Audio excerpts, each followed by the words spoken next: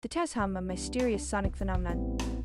In the small town of Taos, New Mexico, USA, there's been a baffling phenomenon reported since the early 1990s. It's a low-frequency, humming sound, only audible to a select group of residents.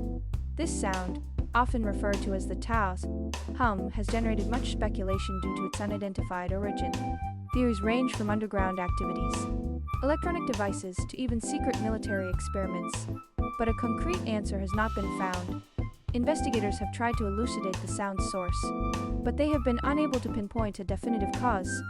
There have been reports of residents in Taos whose daily lives are disrupted due to this noise. What could possibly be lurking behind the mysterious low-frequency sound of Taos? What are your thoughts on this enigmatic phenomenon? Please subscribe to the channel and give it a thumbs up.